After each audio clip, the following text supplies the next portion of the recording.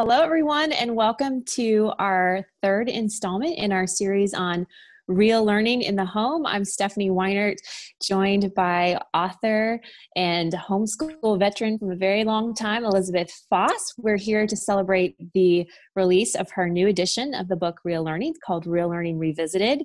It is now in print. So the last time we met, it was almost a print, and now it is in print. So if you don't have your copy of Real Learning, you can go to Amazon and get it there, or elizabethfoss.com. You can find it that way too.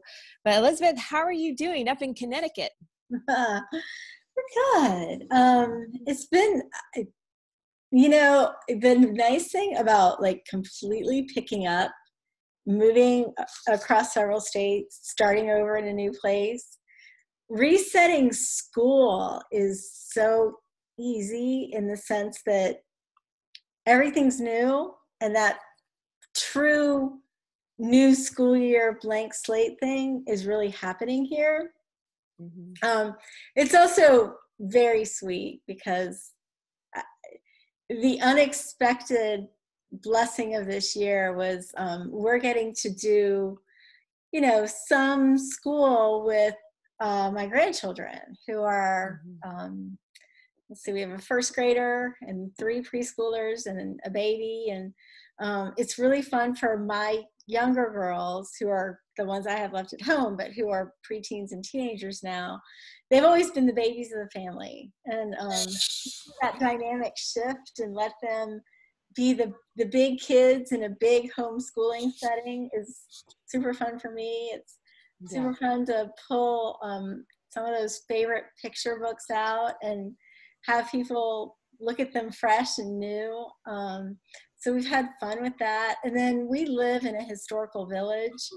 My house is 260-ish years old. And our village itself is a learning experience. There are places to go that are pretty special. And we didn't do a lot of that this summer because a lot of places were closed. Mosquito.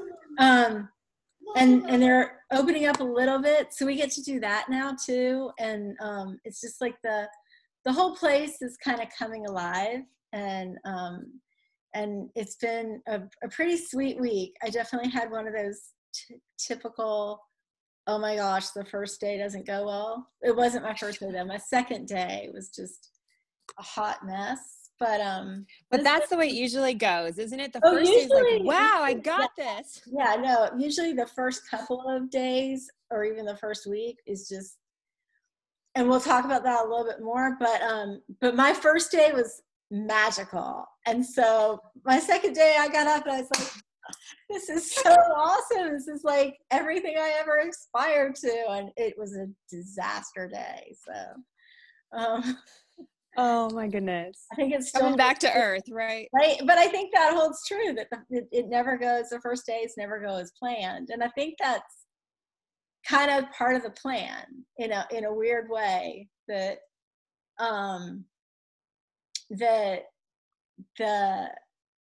you have to have a plan, and you want the plan to be carefully thought out, but you want to hold it really loosely. And the real purpose of those first days is to tweak the plan, right? Yeah. Well, let's dig into that a little bit and talk about the plan and talk about the first week, because different from when we did our second week, we had a little bit of a break here. You published your book.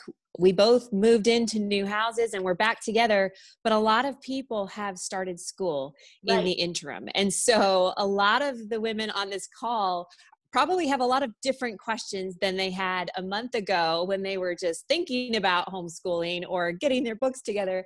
Now the rubber has hit the road and the plan is a real thing. And maybe the plan's working well, maybe it's not. So let's talk a little bit about that. You've got some great advice for us tonight. Where do you want to start? Do you want to talk about lessons, or you talk about plan in general? Where do you want to start? I think we can talk about the plan, because I think, and my girls are getting old enough now that they have their planners, and I've watched it with them. I mean, they're not planning their own school by any stretch of the imagination, and they're not like planning lessons or looking at broad curriculum goals or anything like that. But I see them like rattled a little bit when I say, oh, we're not going to do that, we're going to do that. And, you know, Katie's like, I just bought 5 pens and they're in different colors and that's not the right color for that thing. And I'm like, oh, where did she get that? Genetic. But the whole idea that we spend so much time and energy and thought into creating this plan for the year, and then we need to step back and make the plan the tool again and not the master. So I think it's important to think through your plans. I'm a huge, like, somebody asked me if, you know, said, like, you do a lot of freewheeling, are you, you know, kind of an unschooler? And I'm totally not. I'm a big planner, but I am a big diverge from the planner. So at the core, at the root of the plan, it still stays the way it was, but it will look a lot different than it might have. So let's talk about maybe some things to remember as you plan, and some things that I think what I'm hearing from people is, and not just people. So now we have, you know, all these names. Are you a homeschooler? Are you an unschooler? And here's one that cracks me up. Somebody said to me the other day, so are you a homeschooler because of COVID, or are you a normal homeschooler? And I was like, I don't think anybody's ever called me a normal homeschooler before. Like, somehow this is normal homeschooling as opposed to, you know, crisis homeschooling. But taking all of it, you know, I know a lot of people who are trying to make a hybrid work. Just all of it. There are some truths that hold, even if you're not even homeschooling, even if you're just trying to think about how to organize your kids' time and energy when they're home. So it's some things that I keep in mind when I'm writing that initial plan, the plan that I know I'm going to end up diverging from. I want to keep lessons short. And my girls are older, you know, my youngest is 11. I'm still keeping lessons short for the most part. We have some access to some really great college resources, some lectures, and I watched their eyes glaze over today during an art history lesson. That I was just like, oh my gosh, you know, this early in the school year, it's hard to get them to go that whole hour. So short lessons, and for the little ones, we're talking 10-minute lessons, 15-minute lessons. If you have some control over that, you know, you don't always have control. I have you don't always have control in a hybrid setting, but if you have control, then keep those lessons really short. I always front load. I mean, always, like, now I always front load the most important things to me. So we start our day with Bible study. My girls are old enough that they join me at Take Up and Read in the morning for quick 15-minute Bible study. And we move right from that to I'm using some things from Bishop Barron's Word on Fire Institute with them, and we do that. And then they do math.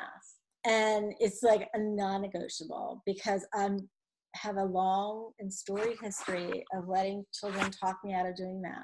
And now I'm older and wiser, so we don't skip it and we do math. And then just move on from there. So I front load with what I know, because that way, you know, if we're at math by 10 o'clock and the day gets derailed, we've already gotten Bible and math done, and that's pretty good, you know, and it's only going to get better from there. And then the other thing I think that is really key, particularly if you're trying to do a hybrid, or if you've introduced some online learning with kids where you're doing some in your homeschool, and we are, for sure, we're using resources. We have a college art history class that I mentioned. We're using resources from the great courses. And my girls are doing a nature study course through Cornell that that has video courses. But the whole idea of, if we're going to sit and watch this video lecture, then it's going to be followed by doing something, that tactile, you know, okay, you did that, now you're going to draw. You did that, now you're going to get up and go outside and, you know, exercise, or something tactile. But just as you're planning, try to keep in mind, all right, they just watched a video, now is a good time to do handwriting, or something that's completely away from the screen and kind of using a different part of their brain and their body. And then that whole thing about exercise, I try really hard, and I especially, when I had a house full of boys, right now I have 3 girls left, but when we began, we had 5 boys with 1 little girl in the middle. That poor little girl. But you don't want to like put kids in boxes, but oh my goodness, the energy level then was formidable. And there is a big difference when you are trying to school a house full of boys, right? I mean, the boy mamas know. That's my life right now. There is a bit, we were talking about this the other night. I don't remember. We were talking to a neighbor, somebody who was talking about the boys and the girls. And I remember when we were looking for a house, when all my boys were little, and I guess Nick had maybe just been born, saying to the realtor, I want one of those floor plans where you can start in the kitchen and run a circuit and end up in the kitchen. And he's like, nobody has asked for this before.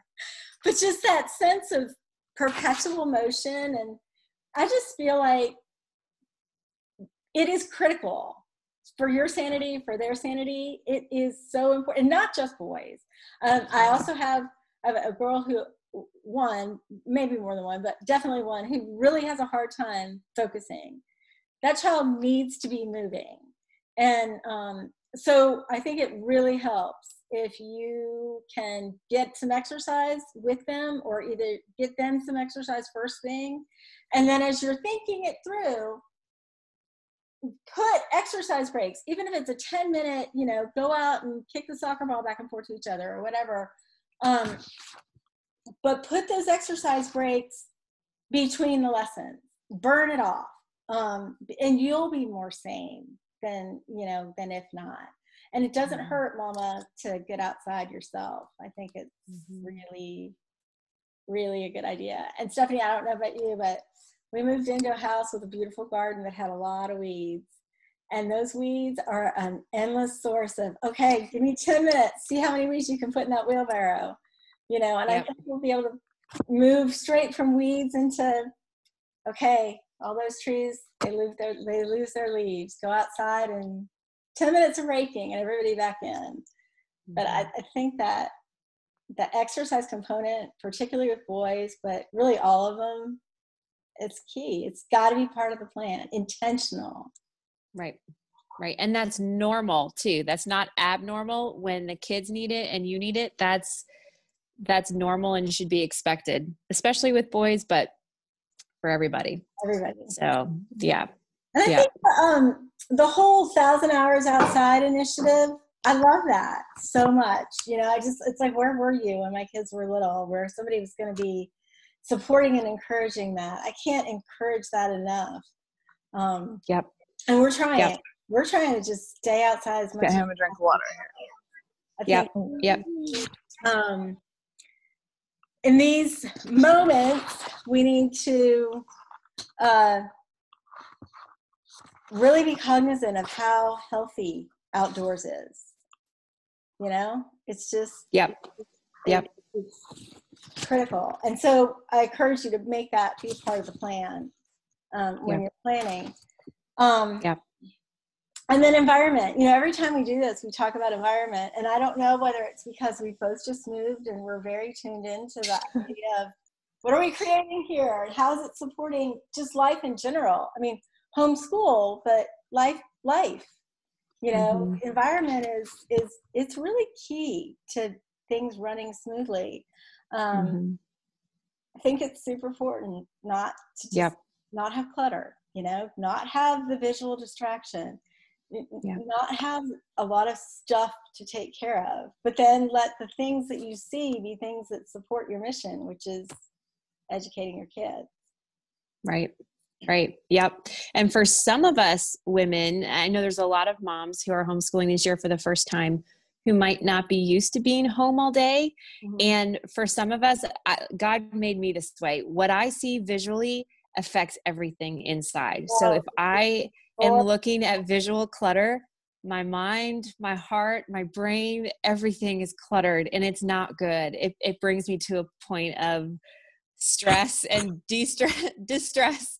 And then that affects everyone around me. So that's why I declutter my home at least once every year. I do like a big declutter because I need to have it for my interior peace, but our whole family needs to have it too. So yeah, it's big. There might be toys to pack up and put in the attic for this season. There might be stuff to send to Goodwill this fall just to give yourself some more peace in your environment. So it's definitely a big thing to consider.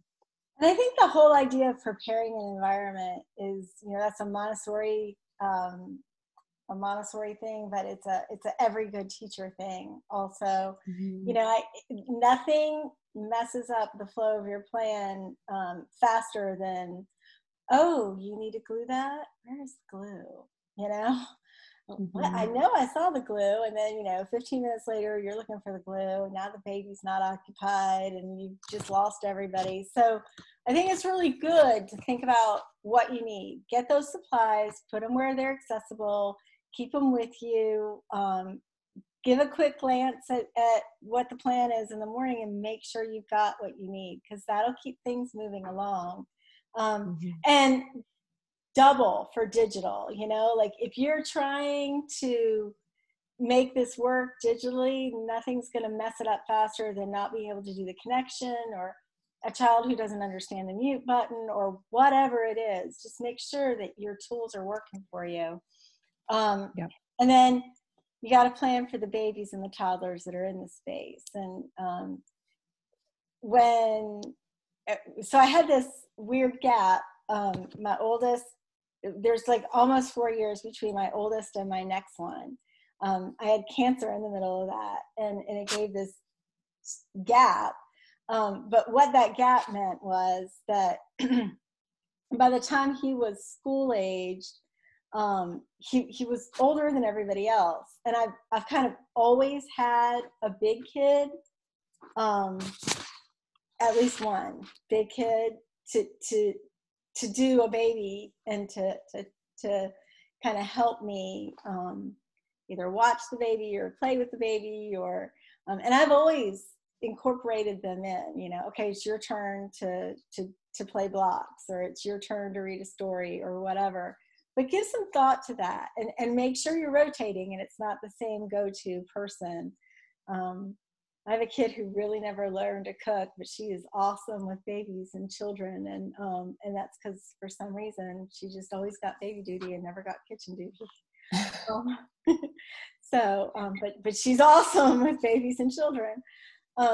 But the idea of it's not a bad thing, especially if they're doing something purposeful, to incorporate, to use a big kid to help with a little kid and rotate it through. So I have a question. This isn't on our script, but I've heard from several moms the last couple of weeks who are breastfeeding or have a newborn, or at least a breastfeeding baby, and trying to learn how to fit just the whole taking care of the baby in with the schedule of the morning plan. Yeah. Do you just want to speak into that a little bit? Because that can be hard when you're doing that for the first time and you've got all these different ages and you're trying to keep to your homeschool plan, but there's a lot. If you have a baby or a toddler, that plan, it's hit or miss. I'm looking, let's see, Blair's here. Michaela's here. Yep. Y'all might have to jump in, because what I'm going to say first is you forget. And I never thought I would forget, but, and I'm reminded a lot, because Kristen will come over with Luca and I quickly remember how all-encompassing it is to have a babe in arms. My babies lived in an ergo or a sling. I was a front pack person. I mean, I remember carrying Sarah around Disney World in a front pack, like front ways. I never could really do it well on my back, but I held them close, I held them in front, and they got a me view of the world. Kristen says the greatest thing she ever learned to do was nurse in an ergo, you know, like that liberated her life. And I think we learned to do that. I had babies who really would not sleep like normal people. I just didn't even put up a crib for the last several. They wanted to be held when they slept, or they wanted to sleep on my bed, and I didn't leave them alone. So I traded out kids a lot. I have kids who did a lot of reading, sitting quietly beside a sleeping baby or holding a sleeping baby. But also, I think it's the kind of thing I've never even tried to have okay, at 9 o'clock we're going to do this, and at 9:15 we're going to do this, and at 10 o'clock we're going to do this. And this year it actually is sort of working out that way, but it's because I have no babies. I have always just made a list. First we're going to do this, then we're going to do this, then we're going to do this, and known that there are going to be interruptions in there. And that thing that maybe I thought we were going to do at 10, we might do while we sit around the table eating lunch. And to be okay to roll with that. The truth is, you can't get as much done with a baby. You just can't. And so then it becomes, well, what's the important thing? And what can you get done with the baby? You can take everybody outside and go for a walk. Nature study is God's gift to mamas with babies. Babies are happy outside usually.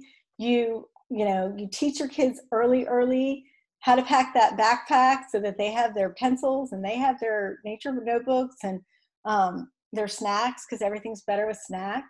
And go outside and learn, to really notice things. And it's gotten so much easier, y'all. You don't have to carry guidebooks, field guides around everywhere. You can take your phone, and there's an app for bird identification, and there's an app for plant identification, so you travel light or lighter. But we're going to do a whole Zoom on nature study and science, but I can't say enough about how it does it all. If you can go outside and get them to notice things, you are cultivating that habit of attention that we talked about. If you can get them to draw things, kids who draw, that skill carries over into so many subject matters. And you're labeling and identifying, and you're giving them a vocabulary for the world around them. And you're outside, and it's doable with a baby, because babies in slings or front packs or backpacks, they like to be outside.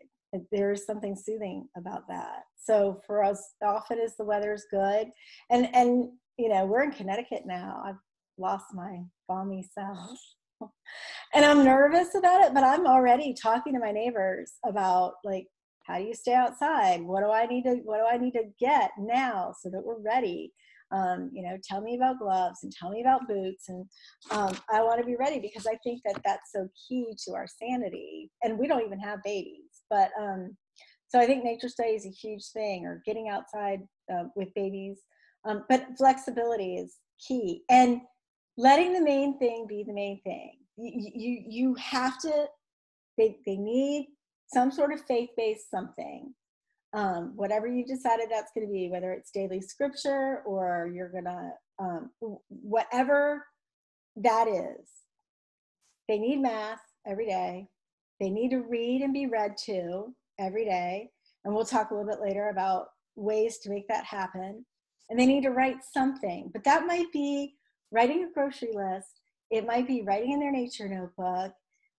It might be writing directions or making a card or something like that when they're really little. And then the big kids, there's always something to write about. Just give me a paragraph about, the movie you watched last weekend, or what you hope for this baseball season, or whatever.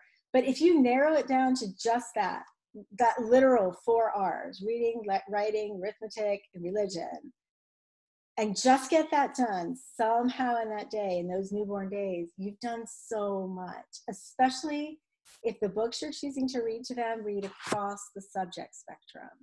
You'll get it done. It'll be fine. I promise. Yep. Yep. That's good. All right. So let's talk a little bit about screens and using screens, because this is a big topic, especially this year for a lot of homeschooling families. What are your tips for using screens this semester? So tricky, right? Because we can't say, oh, we can't use screens, because some of these kids are super tethered. Like, they have to be in front of the screen when the school has said, be in front of the screen. So the first trick, I think, the first tip for sure is no screens except the necessary screens until schoolwork and chores are done. Like, so that means the worst thing in the world is a kid playing a video game on the screen before he's expected to sit and do Zoom for school. You know, like, we're eliminating those unnecessary screens, because that screen time is important, and we want it to be focus time. So I would absolutely make sure they understand that the screen is a tool, and we need to use this tool, and it's not a toy. We're not going to use it to play. We're just going to have it as a tool right now. Again, exercise before and after screen time. Get up, wiggle, move. Watch their posture, you know, things that we don't think about, but like, we don't want our kids to spend all their time hunched over. You know, remind them to sit up straight, and screen glasses and all those things to keep them safe. But that's honestly, it's part of their education. Like, we need to make them good at using screens as tools, right? So that's part of the deal. And I would limit screens before bedtime. You know, research shows that it's really not a good idea to be exposed to screens within 2 hours of bedtime. And for us too, set a great example. Put your phone in another room when you go to bed, and just have that time be away from screen time. So I think we cannot say screens are bad, screens are the enemy, because in a lot of our cases, screens are a necessary way to communicate and educate. But I think it's like everything else, Stephanie, you know, it all comes back to intention. What is your intention here?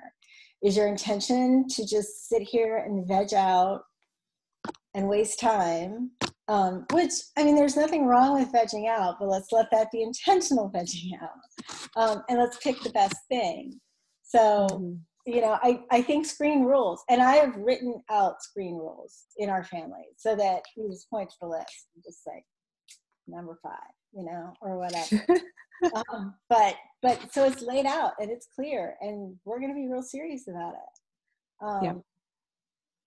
That's good. Yeah. And you know, the unfettered access to a television or a computer screen someplace where you're not there, even when they're really little, like, you just don't want that habit of falling into, oh, I have time and space to fill, I'm going to sit here in front of a screen. Just don't let it be an option, because they'll pick better things. They'll do more imaginative things. But then they'll be fresher when they do come to the screen and they need it.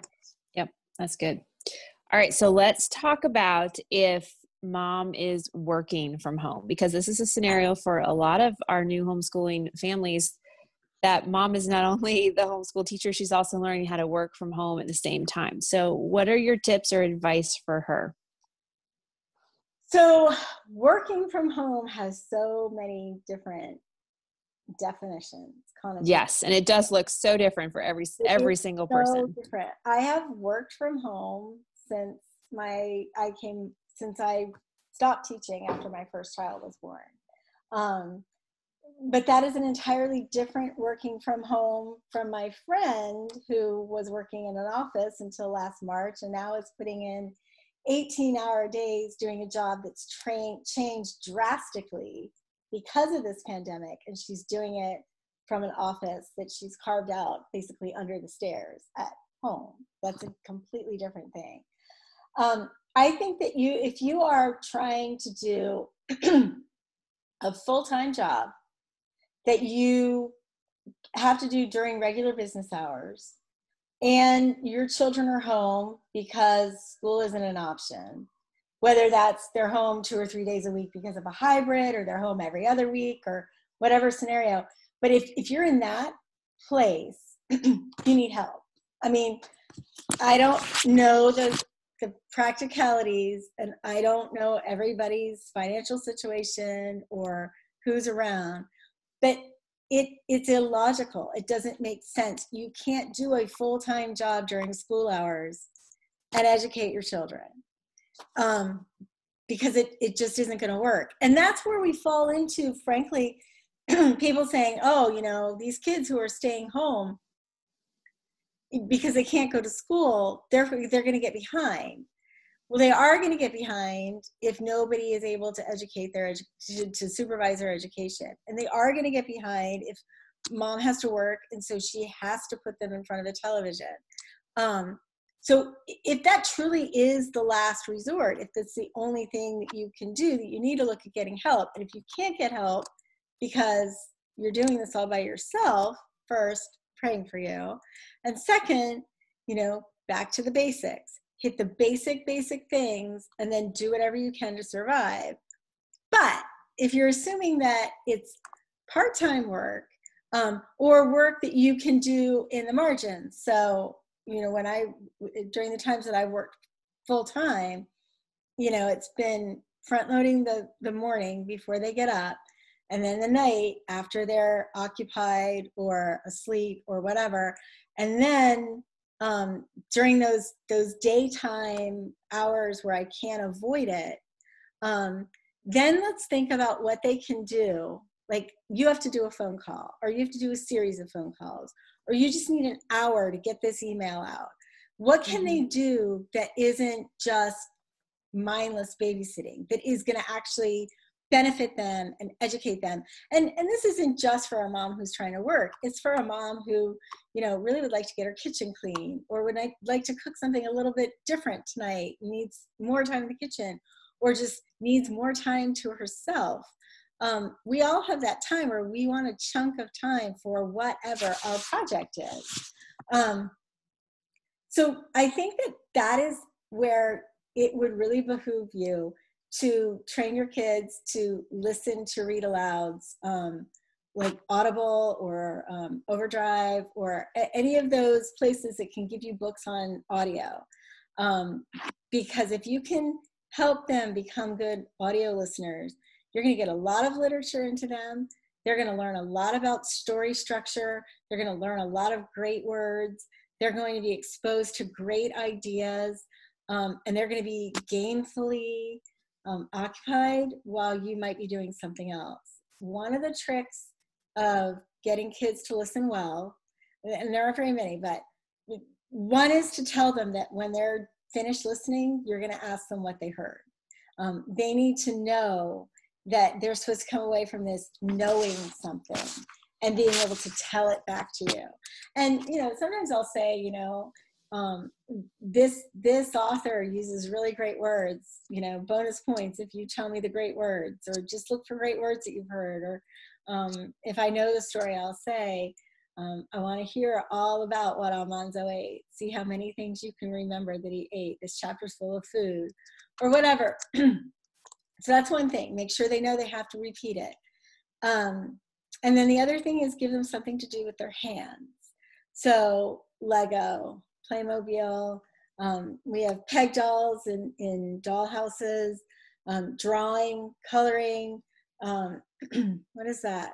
Is that a rainbow loom? I'm looking at Anne because I think Anne's going to be able to tell me. That loom thing where they're making the the jewelry. Katie was really into it 5 years ago.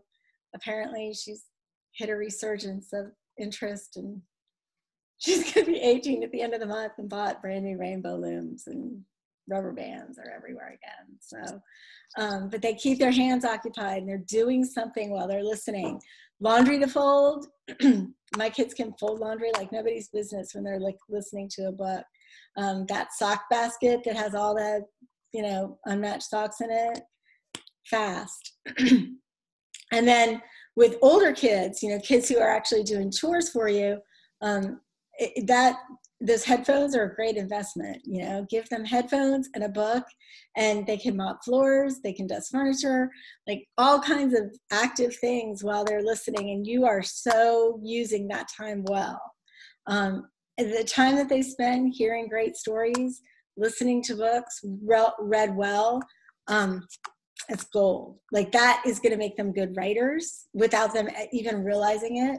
And it's going to make them better readers, better conversationalists. They're going to have better vocabulary. They're going to understand the world better. They're going to be more empathetic. So instead of having them watch TV, train them to listen to books. That would be my biggest tip for getting work done. Yeah, that's great. All right. So what about, I know you've been getting questions. I've seen them coming in the comments about the child who's always constantly interrupting you, whether you're teaching someone else or you're trying to train for audiobooks while you're working or whatever it is. What about the child who is constantly demanding your attention? So I have a couple of kids who are super, super verbal, and that's how they process the world. They're just going to tell me everything.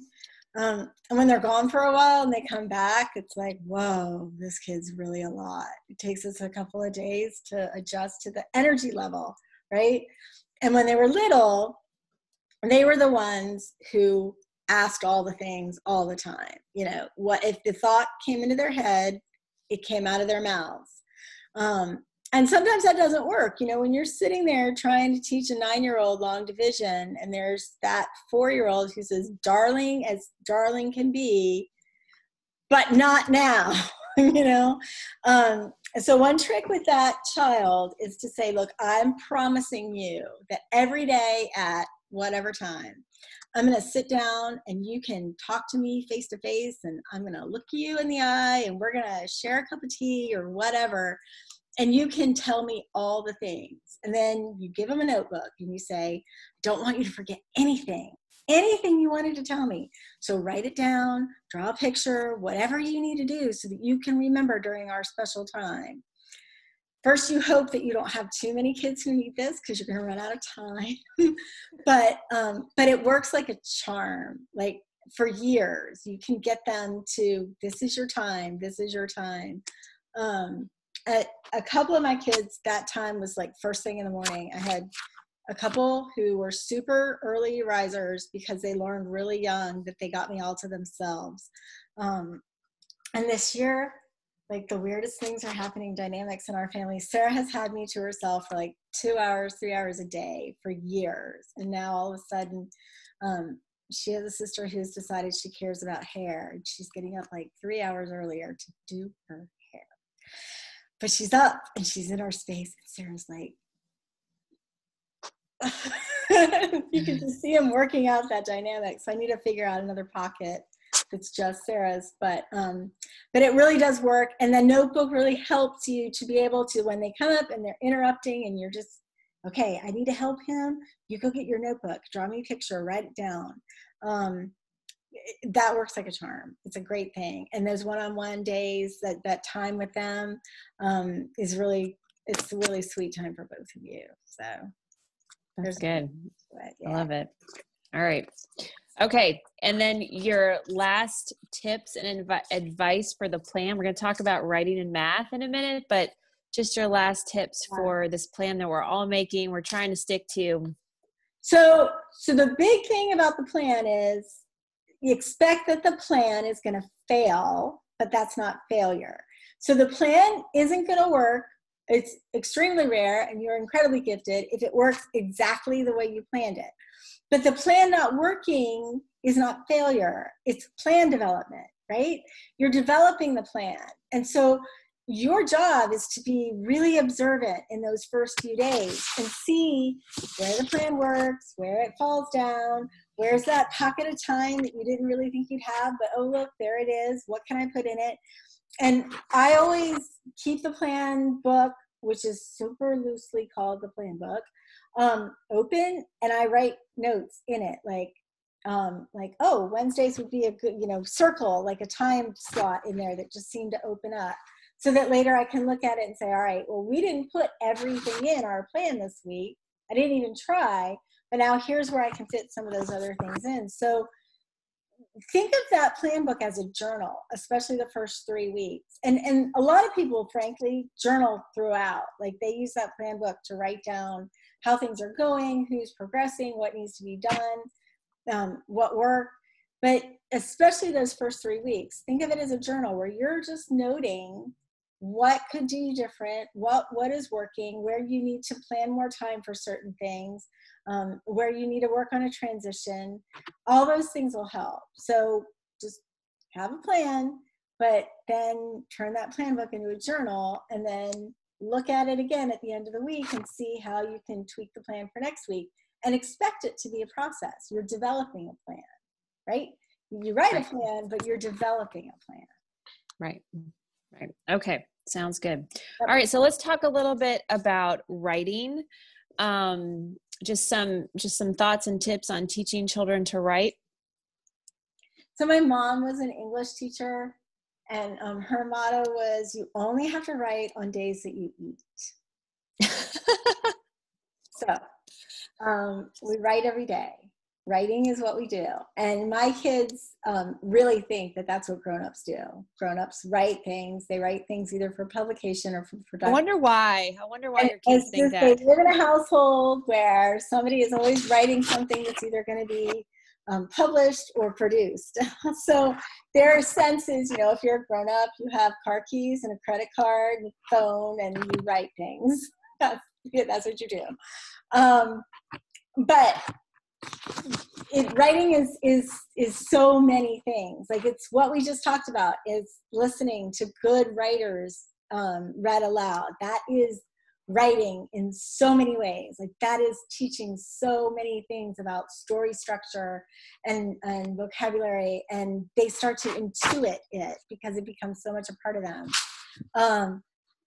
But when we set about to do things intentionally, like to have writing lessons, early on, we teach handwriting and we teach spelling through copy work. So you pick excellent writing and you have them copy it. So when they're really, really, really little, the goal might just be one perfect letter. Like, here's how to make an A. Draw me A's on this page, circle your best A, and that's copy work. And then as they get older, it might be one beautifully written sentence. And we move up to, okay, now copy this stanza in this poem. Oh, by the way, maybe you can memorize it. And you just sort of start to incorporate all those things. A lot of children will learn to spell this way. Some children will not learn to spell this way. And it's very much whether or not they have visual memory.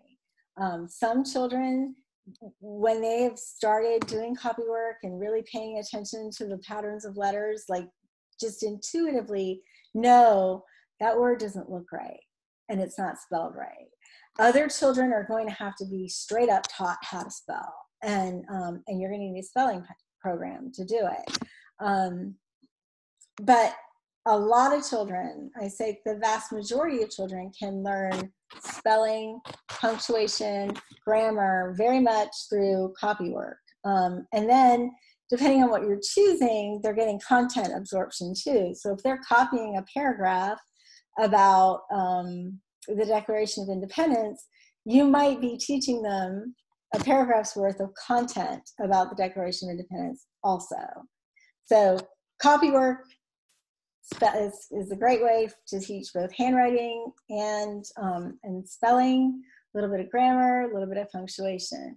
And then narration is how we teach composition. So narration, when they are like under 10, is basically reading them progressively longer passages, whether they're fiction or nonfiction, and just saying, tell me what you heard. Tell me everything you know about what I just read you. And slow, again, beginning small, slowly building up, letting them build that oral composition. Because telling a story is writing in the sense that it's oral composition. So let them do that. And then as they get older, at like about the age of 10, I start having them write. Or I have some kids who do it much earlier. You know, I have a couple who thought they were writing novels at 7 and, you know, literally put words on paper, lots of words on paper. So, you know, whenever they kind of show that, but usually by the time they're 10, we have them start writing narrations. So again, working up from give me 3 sentences written down about what you learned, give me the 3 most important things you heard, and then working up to much longer compositions where you're teaching them, okay, this is a logical place for a paragraph. This is a logical place for subheadings. Okay, now let's build on this and learn to do a little bit of research, and those things come in later, but it just slowly builds up. Yeah. I have a question for you about the narration. When you have them do it, are you all like around the table and everyone takes a turn for their narration? Or are you like one-on-one with a child? I'm having a problem because I had 3 boys in 3 years. So they're very close in age and they're very competitive. And if I read a story to them and then we start narration, if the one child says what the next child wanted to say, I mean, we have some bad fights over narration, and I haven't really figured out how to fix it. You need to separate them some, you know, just because there's always going to be the kid who doesn't spit it out soon enough, or who that competition can play both ways with boys. It can be a really good thing because it spurs them on. But for the kid who starts to feel like he's always last, it can be absolutely demoralizing, debilitating. I watched it happen here with mine, and I have a big age span between, you know, my oldest one at home and my youngest one at home, with one in the middle. And I can't remember. Oh, it was a Bishop Barron video yesterday where, you know, when it was over, I was like, okay, you know, and I actually was asking some questions and kind of saying, all right, now tell me what you think about this. And my 11-year-old was obnoxious because she was repeating verbatim what she had heard and leaving nothing for the other 2 to say, where then they were like, what am I doing here? So I think you have to be careful. And I think, you know, they also do need to learn how to take turns. They need to learn how to speak in a small group. You know, college is full of small groups, and the kid who's just walking all over everybody to make his point heard is not really anybody's buddy. And my kids have seen that with this class that we're auditing, this college class we're auditing. Even in the Zoom chats, there's one kid who's just eager to impress everybody with his voluminous mind, and he's annoyed the heck out of everybody, and they see it in that group dynamic. But I think that's an important lesson to teach them as you go. A lot of times Charlotte Mason proponents who do narration will always say, start with the youngest child and don't let them, as you move up, they're not allowed to repeat, so that the oldest child has to come up with something that he hasn't heard anybody else say. I mean, sometimes it works and sometimes it doesn't. And sometimes it's better to just separate them a little bit. And, you know, it takes you a little more time, but it depending on that dynamic. I mean, this is where it's so important to know your kids, you know? Yeah. There's no one size fits all. And if you have this feeling that this isn't really good right now, there's got to be a way to break it up and do it a different way. Okay, that's good. All right, so that's teaching composition through narration. We talked about oral narration is really oral composition. Okay, so then let's talk a little bit more about writing, especially as they're getting older. What are your tips as they're kind of getting beyond the elementary age and the oral narration? What are your tips as they're getting older? Well, I think that they need to learn how to polish a paper, right? And they need to learn how to organize a paper. I think that for most kids, a season of using the Institute for Excellence in Writing, the IEW, Andrew Pudewa, basic teaching composition gets a lot done in terms of teaching them some organizational things and some style techniques. And I've done that with pretty much every one of them, at least some. But I think nothing beats sitting down with them and showing them how editing works. I'm really lucky because I can pull up a Google Doc that I've asked people to edit, something that I've written, and then I can pull up the margin on the side. Google has a suggestion margin where you can see all the editing notes that are done, and I can show them how people that they know who are my friends have said, you really need to change this, and that shouldn't be there. And they can see me get frustrated even. So I know that we're unique in that, but I think it's important for kids to understand the editing process and to see it as somebody coming alongside them and helping make them even better and even better understood. So it's a gentle thing, but it's a necessary thing. They need to learn how to let somebody edit them, but also to edit themselves, to go back through and say, is there a more concise way to say this? I'll tell you what, Grammarly is a great tool. If they've got something that's up on Google Docs and they let Grammarly point out things like passive voice or where a comma needs to be or where a comma should be dropped, or sometimes it's not always right. Sometimes I'll be like, no, actually that is the word I want, and I'm arguing with the technology. And sometimes they get it wrong, but not often enough that I think it's a big deal. Like, I think you can override it. But it's a useful tool for them to use because when they go to college or out in the world, and my husband has routinely edited emails and things that people who work for him have written before they've gone out. Editing is just a part of life, so they need to learn it. It is such an important skill to have in anything that they're going to do. It doesn't matter what it is. I tell my kids all the time, if you are a strong writer, you have the world on a string. Like, if you can write well, you can make it happen, whatever it is. And I really believe that. I really think that we need to equip them with really strong writing skills. Mm-hmm. Yeah, that's good. All right. So we're getting close to being out of time. Do you want to start talking about math or just introduce it? Or do you want to, math? I think we can talk a little bit. We can actually, let's do this. We can talk about math because I don't have a ton to say about math. Mostly I'm just going to say do math every day and don't ever not. And because that's my biggest regret is, getting sidetracked. But let's talk about math just for a few minutes at the beginning of next week. And then I'd like to, in the book, science and history are together and nature study is in with science. I would really love to really dig deep into nature study. So maybe we'll combine math and nature study. Okay. Is that the plan? Yep. That sounds good. Yep. All right. And we're not moving. We're not expecting any grand storm this week, either here or there. Don't even speak these things that you're just, no. I know, but I'm scared to say, all right, we'll see you next week because, oh my goodness. We've had hurricanes, superstorms. We had an earthquake down here. We've both been without internet for more than 5 days. We've been without power. Yep. 2 new houses that are actually antiques. A lot of things have happened. Oh, and there's this global pandemic thing going on.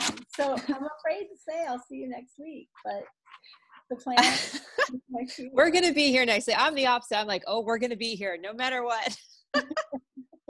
We will find a way. We're going to be here next week. It's going to be good. And please invite your friends. I know that everyone on the call tonight or who's going to be listening to the recording on YouTube has probably 5, 10, 25 friends who are starting a new adventure this fall and could use some encouragement. And maybe they don't need to hear the words that Elizabeth and I have to speak, but maybe they just need you and each other in the community of the chat here. And the chat is one of my favorite parts of these Zoom calls because you're getting to know each other. You're helping each other out with answering each other's questions. And we need each other, especially when we're not seeing each other in person right now. So please invite some friends to come. that whole idea of acknowledging the need, I'm really seeing that. Yes. And I don't know people well here, but I know that when I text somebody, particularly that mom who's worked in an office and now is home and is trying so hard to figure so many things out. And when I just text her and acknowledge that it was the second day of school and just say, so how's it going? That sense of camaraderie is something that she's probably not getting at her job, but that you can give her. And I think if you are a veteran homeschooler and you're used to having your kids around you all day, you have no idea how much innate good wisdom you have to share with people. It's astonishing. This is something I could have never imagined, that this population of women who have been like teaching our kids at home for a long time, that we could have a really unique role to play in the crisis of today. It still, it blows me away. That whole idea of being a normal homeschooler. You're a gift right now. Just to be able to say, yeah, I know how hard the first day is. It's always hard. Just to have somebody who's done it before say it's always hard makes that person for whom it was really hard feel a lot less alone and a lot less unqualified. And I think a lot of people are feeling unqualified, and they need people who have done it to say, oh, I felt like that too, and it's going to be okay, and they're going to turn out fine, and we're all going to get to where we're going. It's just going to be a little bumpy on the ride. Yep. So don't miss the opportunities to come alongside somebody and do that. Yep, absolutely. All right, y'all. Well, I hope that you have a wonderful long weekend, holiday weekend. Be safe, and we will see you next Thursday, 9 p.m. I hope y'all will be here. We want to see your faces. We want you to bring a friend or 3 with you so that we can grow this community and encourage each other as women and sisters in Christ. So thank you so much, Elizabeth. And also, if you don't have Elizabeth's new book, go to Amazon or go to her website and grab your copy, and maybe gift one to a friend too, because truly the first version of the book changed my life. It changed our homeschool and blessed us so much, and so many others who were able to get the first edition. So go grab that book, Real Learning Revisited by Elizabeth Foss. It's on Amazon or elizabethfoss.com. It's beautiful. Everybody needs to have it, and probably everybody needs to gift it to a friend too. So do that. We'll have the recording up on YouTube if you want to send it to anyone or want to watch it again. And we'll see you next week. Yep. Bye, y'all. All right. Bye.